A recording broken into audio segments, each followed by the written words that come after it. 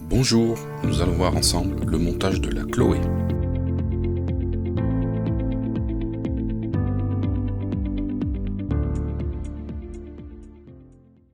Alors, je vais vous montrer aujourd'hui le montage d'un petit cul de canard sur hameçon de 20. Donc pour ce montage, nous allons prendre un hameçon Tiemco en numéro 20. Donc, on va faire un premier enroulement sur la hampe de l'hameçon. Donc là, on va s'attaquer à un petite mouche, vraiment petite mouche. Quand on arrive dans les tailles numéro 20, là ça commence déjà à être sérieux. Donc je vais prendre du pardot pour faire la queue. Donc là, on va prendre une petite quantité de pardot, il n'y a pas besoin d'en mettre beaucoup, comme une mouche sur 14, c'est pas la même quantité que sur du 20. Donc là, il faut prendre très peu de fibres, très peu de fibres. Voilà, les regrouper. Donc vous les posez sur le côté, et avec le fil de montage, en serrant, vous allez les remonter par-dessus. Voilà. Donc vous allez ajuster. Voilà, c'est pas trop mal. Je reviens un petit peu, je redéfais parce que je suis sur le côté, c'est pas trop... Ça s'est pas bien présenté sur le dessus, donc là je repositionne, et voilà, là c'est bon. Donc je vais ajuster la longueur des fibres pour bien proportionner la queue, et avec le fil de montage j'enroule. Alors je vais enrouler uniquement sur la partie qui correspondra au corps. Donc là, je coupe, et vous voyez ici, là, il faut garder un espace pour pouvoir mettre le cul de canard, qu'on mettra plus tard. Donc je me positionne ici à ce niveau. Donc pour le cul de canard, vous prenez 2 plumes de cul de canard de couleur, je dirais un beige un petit peu foncé. Donc vous les superposez, vous enlevez les fibres à la base, là, qui sont un petit peu trop dufteuses, et en tirant sur les fibres, vous les mettez perpendiculaires au harachi, voilà, et vous gardez la petite pointe là qui pourra vous servir plus tard. Donc là j'enroule tout doucement, j'arrache tout doucement les fibres pour bien les regrouper. Voilà. Je tire et j'arrache tout.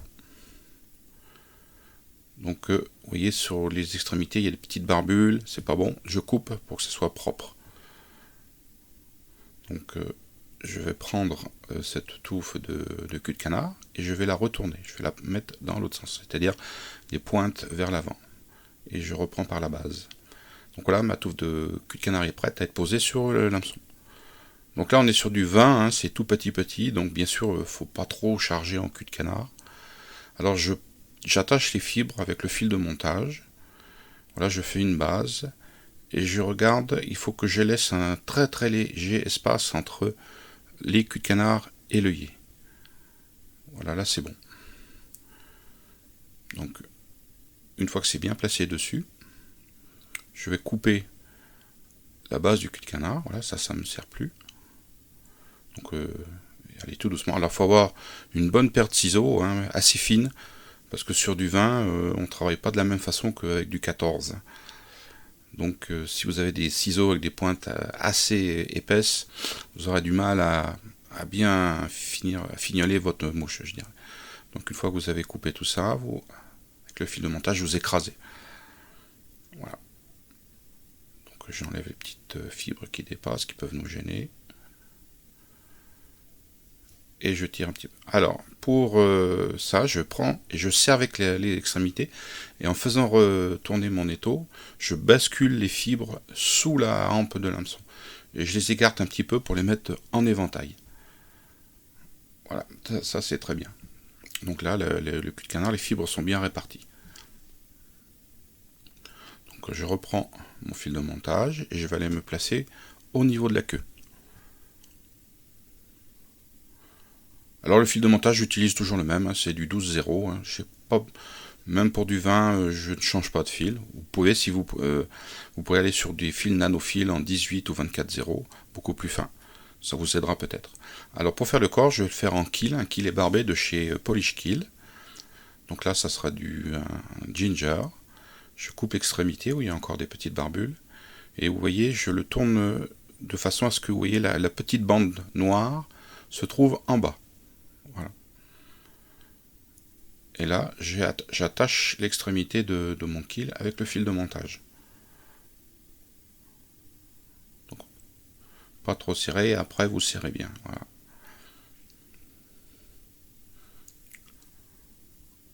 Donc avec ma pince, vous voyez, j'écrase un petit peu la base de cul de canard pour diminuer l'épaisseur et répartir un petit peu autour de la hampe de l'hameçon. Voilà. Alors je prends ma pince à hacle et je commence à enrouler asperge-jointive, tout doucement. Alors bien sûr, là vous êtes sur du vin, hein, faut y aller tout doucement. C'est pas plus compliqué, je dirais, que sur du 14, mais là il faut être plus précis. Donc j'enroule jusqu'au niveau du thorax, voilà. Et je bloque avec le fil de montage. Donc je fais quelques enroulements pour pas que ça bouge. Et on tire un petit peu. Alors cette mouche, hein, ça c'est des mouches d'été. Pour moi c'est une mouche de fin de saison. Quand vous arrivez ou quand vous êtes sur des niveaux d'étiage, des rivières assez basses, sur des rivières assez claires. Et là vous avez été obligé de pêcher très très fin. Là je vais prendre alors du vernis UV de chez Solarez, la Beaune, qui est la résine la plus fluide, comme du vernis. Alors vous voyez, il y a un petit morceau de herbe qui rebiquait un peu, donc avec le fil de montage, hop, je le couche. Donc tout doucement. Alors j'écarte la résine UV, pas avec l'extrémité du petit tube métallique, mais avec le côté. Voilà, j'en ai assez. Donc je vais en enlever un petit peu dessous, voilà, en aspirant un peu. Et là, on va tourner un petit peu pour bien répartir. Alors, comme c'est une très petite mouche, donc la résine a tendance quand même à rester assez uniforme. Mais, par précaution, vous tournez un tout petit peu le temps que vous prenez votre lampe et de fixer tout ça. Voilà.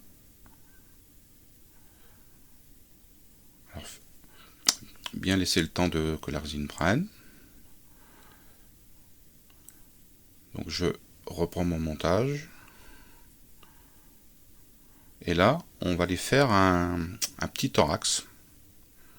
Alors pour faire mon thorax, je vais prendre du dubbing de lièvre, hein, un petit peu, je dirais, un petit peu ce qu'on appelle sauvage, c'est-à-dire avec des poils, un petit peu de bourre, un petit peu de tout. Alors là, c'est très important, c'est sur du vin, hameçon vin, il faut en prendre très très peu. On aura toujours tendance à en mettre trop. Donc je fais une petite mèche, vous voyez, et là j'en enlève, vous voyez, j'en ai pratiquement enlevé la moitié. C'est très très peu, vous voyez, c'est une quantité infime, et ça suffit. Donc je mouille un peu l'extrémité de mes doigts et j'enroule ce dubbing autour du fil de montage. Une fois que ça tient, vous formez le thorax en faisant des enroulements. Vous voyez, si j'avais laissé ce que j'avais enlevé, ça aurait fait une trop grosse boule.